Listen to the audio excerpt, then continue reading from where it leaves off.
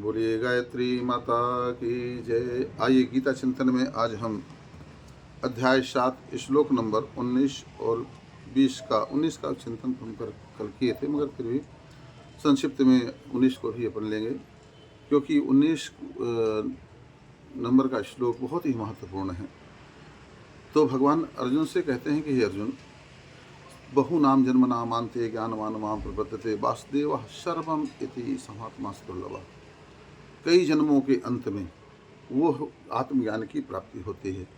अब देखिए, समझने का प्रयास करिएगा कि लौकिक ज्ञान और आत्मज्ञान में फ़र्क क्या है।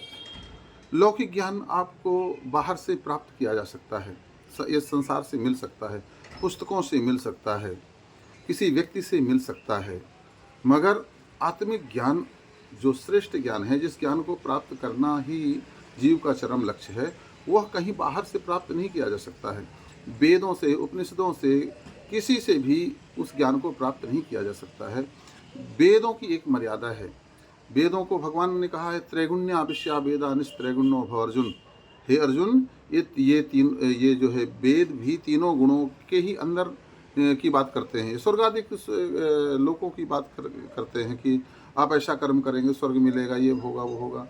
तो जो है ये वेद भी नेति नेति कहे वेद बतावत, अर्थात भगवान तक पहुंच जो है वेदों की भी नहीं है।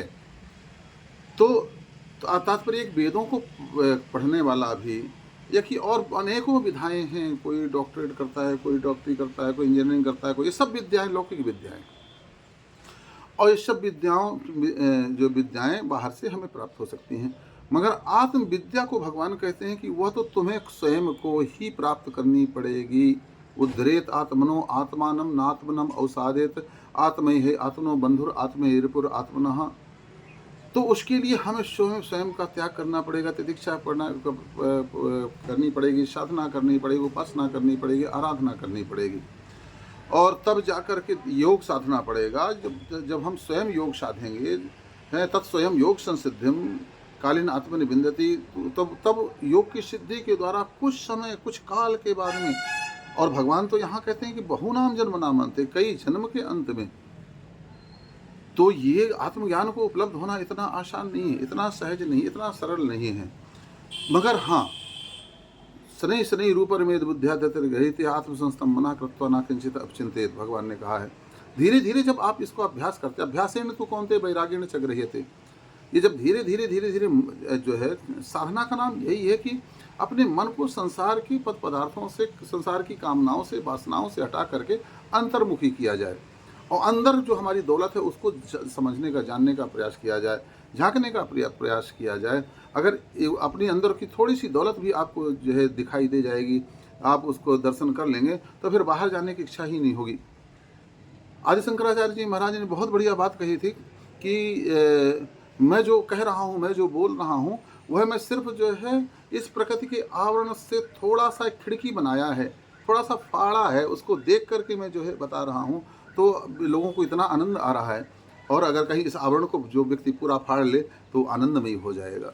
बुंद समानी समुद्र में तो कुछ ढूंढी जाए।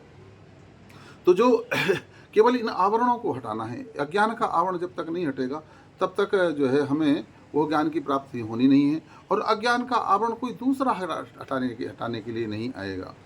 दूसरा तो एक मार्गदर्शक हो सकता है, मार्ग बता सकता है कि भाई ऐसे नहीं, ऐसे चलो, और बहुत कुछ ज़्यादा जो है कर्मकांडों की आवश्यकता भी नहीं है।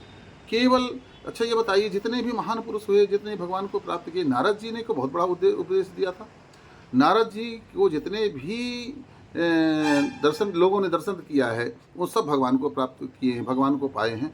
तो क्या नारद जी ने क्या जो है बहुत बड़ा उपदेश दिया है किसी को? वाल्मीकि जी को रत्नाकर डाकू थे तो उन्हें क्या दिया था? केवल जो है राम नाम का जो है मंत्र दिया था, राम राम जपो। तो राम राम जपते जपते उल्टा नाम जपत जग जाना, वाल्मीकि भय ब्रह्म समाना, तो जो है उल्टा जपना शुरू कर दिया था। मगर कहने का तात्पर्य ये कि जो है, मैं उनको उल्टा नहीं कहता हूँ कि उल्टा जप रहे थे, उन्होंने वो सही जपे थे। राम कहीं गए नहीं हैं, मगर मरा मरा का जप करना, अर्थात हमें किसी को मारना है, हमें अपनी विषयों को, अपने विकारों को, अपनी आसक्तियों को, अपनी अज्ञानता को मारना है। अगर यह जागृत बनी रहे, इनको हम मार सके तो राम तो कहीं गए नहीं, राम तो का प्रकट तो हो ही जाएगा। तो जो है ये प्रक्रिया है। तो अर्थात कहने का तात्पर्य ये है कि आपको गुरु से केवल मंत्र ही मिल जाता है, वही आपका उद्धारक होता है। बहुत बड़े पुथन्नों को लेकर के कभी कोई गुरु आपके सामने नहीं बैठा है कि उन सबको बताएगा, उन कर्मकांडों को बताएगा, उनसे जो है शास्त्रों को बताएगा तब आपका उद्धार होगा। बिल्कुल गलत बात हो तो और भ्रमित हो जाएंगे उन शास्त्रों को। जब वो शास्त्र तो आपके अंदर से ही निकलना चाहिए। न बुद्धि भेदम जन एद ज्ञानम कर्म संगी नाम जो से सर्वकरण विद्यानुक्ता समाचरण। ये तो भगवान ने स्वयं कहा है कि उन बुद्धियों, वो जो अभी पहुँचे हुए लोग नहीं, उनकी बुद्धि में भेद पैदा न कर देना तुम ज्ञानी हो तो, कि आओ हम तुम्हें शास्त्रों को समझाते हैं, आओ तुम्हें कर्मकांड को बताते हैं, ऐसा नहीं ऐसा विधान, वैसा नहीं वैसा विधान। कोई विधान नहीं भगवान को प्राप्त करने का, केवल भावे ही विद्यते देवा। जिस भावना से आप भगवान का भजन करेंगे उसी भावना से भगवान प्रकट हो जाते हैं और ज्ञान को ही प्राप्त कर लेंगे। बोलिए गायत्री माता की जय।